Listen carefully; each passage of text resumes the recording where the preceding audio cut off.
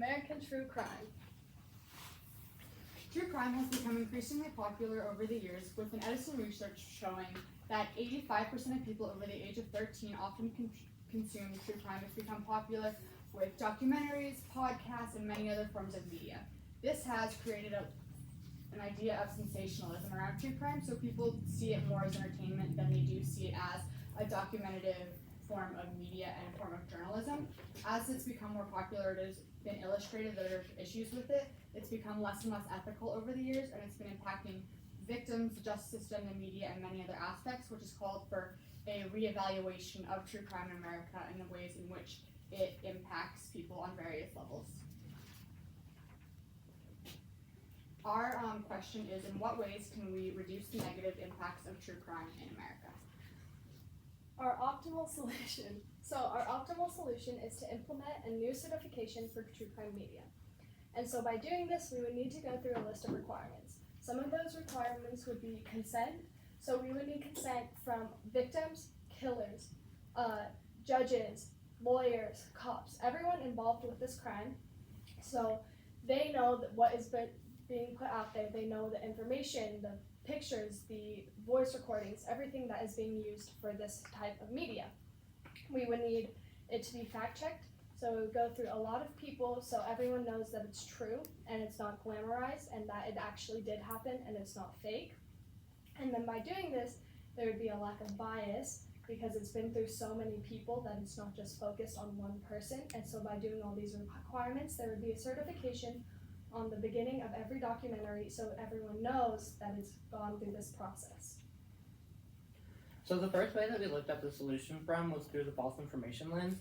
So we decided that this was the optimal solution because it would cut back on all the false information spread within the media.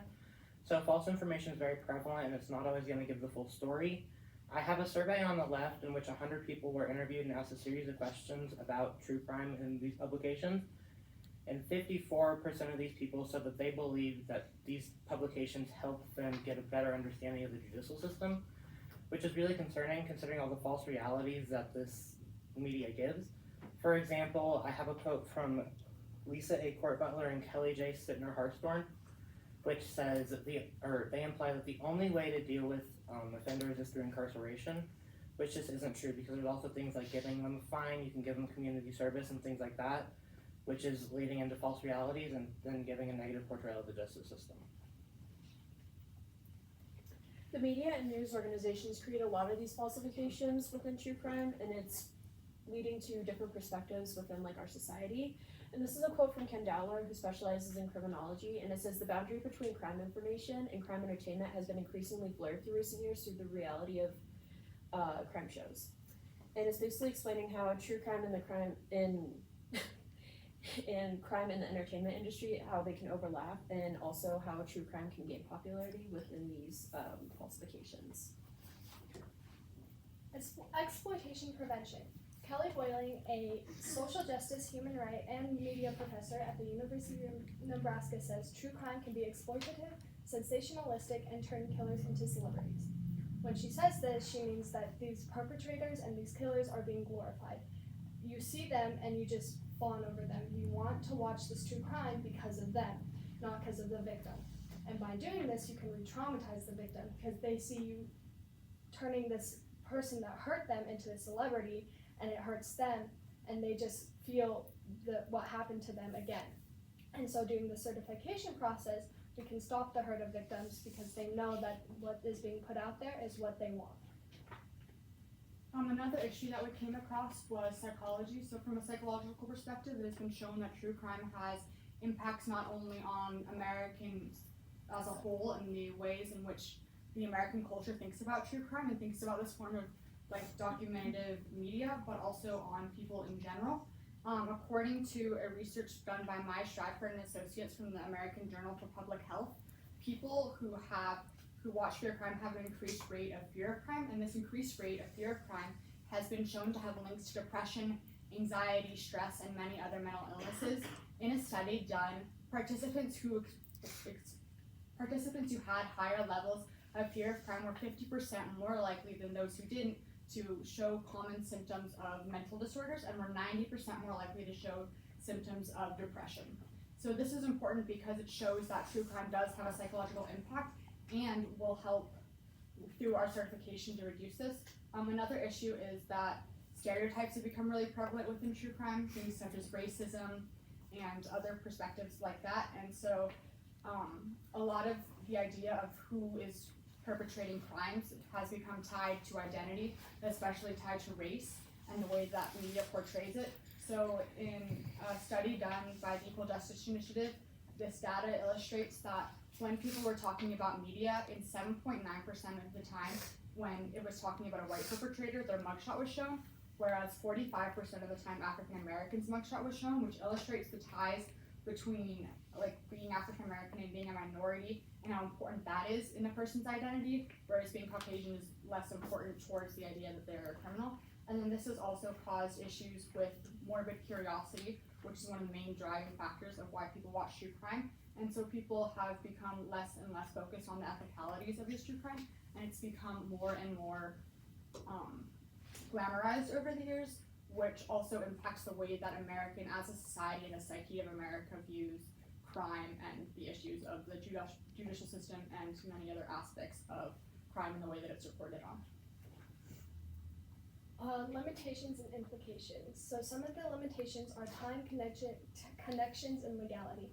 Time, because starting this would take a very long time because we would need to go through people, go through laws, and then doing it as a certification would also take a lot of time because it would then have to go through the consent process and the fact-checking process and everything like that. Connections, because we would need connections with like HBO, Hulu, Netflix, streaming services, because then we would want them to go through the certification process for their true crime. And then legality, because it would also need to change some laws like consent laws and things because it ties into so much. And then implications, it can create accountability. So you watch this and you know that it's true, you know that it's been consented, you know that it's not glamorized. It's just standards because people look at true crime and they think of it as just this killer and what happened to him and what they did, and not of what happened to the person and what they do now. And so doing this, you know that you can be educated. And then you can reduce negative influence because, like I said earlier, true crime can re-traumatize a lot of victims. And so now with the certification process, they know what is being put out there. So this is one of our alternate solutions, which is a media campaign, and basically the process of this is just to influence and educate people on the negative effects of true crime within the media. And although it is easy to implement and it will reach a widespread amount of people, it won't be as effective and it will take a lot of time to persuade everybody. Our second alternate solution was to alter laws of true crime. And so what is it? It would be a law revision of relative laws such as defamation laws, disclaimer laws, and rights to privacy. The pros of this is it's going to be very impactful and have high influence. It'll be impactful because it's straight up new laws, and on this level it would be a federal offense if you weren't to comply with them, so people are going to comply with them. And our cons and why we didn't choose a solution is plausibility and difficulty. To change a law in the United States on this level, you need to go through the federal government, introduce a bill to get these laws abolished, and introduce a bill to get new laws established, which is just really hard and really, really time consuming. Overall, our true crime certification would help to reduce these negative impacts that we have seen, such as the impacts on the media, the perception of the judicial system, psychology, and impacts on victims and all the people involved. It will help to create a more ethical way of people viewing true crime. It'll hold the viewers accountable, knowing that what they are choosing to watch is ethical, ethically sourced, the people have consent in those aspects, and then it will also ensure more control and regulation of what people are seeing, therefore making it more of a positive consumer experience, going back to that idea of trying to make true crime a more positive experience in American society, because we know that it is not going to go anywhere because it is so increasingly popular. So we want to hold people accountable and try to make it more positive, less exploitative, and less harmful to Americans.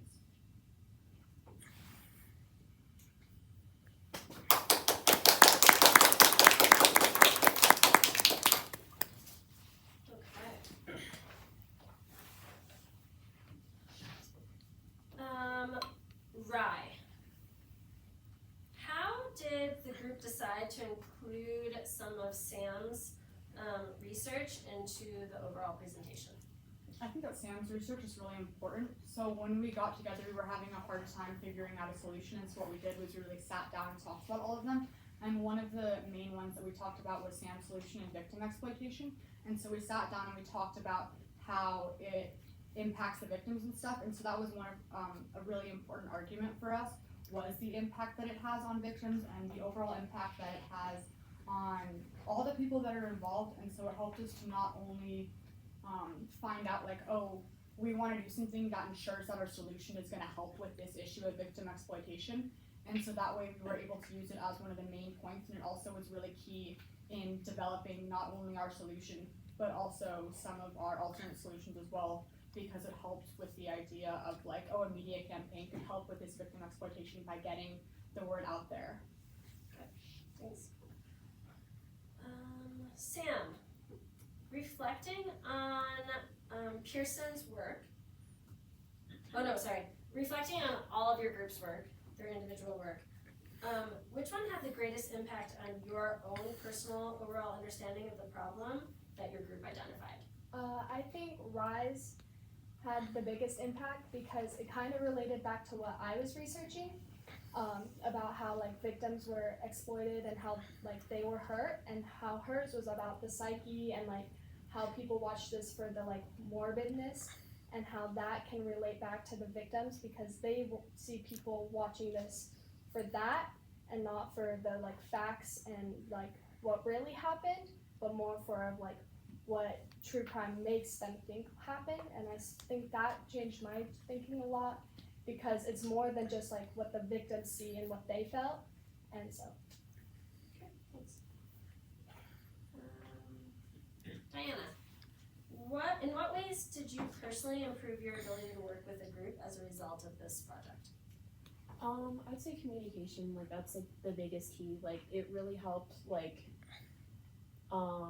making sure everybody's work was intertwined, because like originally we had like a set question and everything for like our essays, but then we had to like change it for this presentation because like not everybody's like lenses would like fit together. Like Rye was like, we were trying to include like Rye's research and her findings on the psyche, so I think that communication was a big part of that. And Pearson, what was the strongest counter argument to the solution that you guys identified, and what makes you say that? The strongest counter argument to our solution that we identified was probably the fact that it is not gonna be easy to do this, and we're not gonna be able to get these streaming services on our side. So this was our biggest counter argument, because it was a lot of people saying different things like, you're not going to be able to get Netflix and HBO and all of these laws together.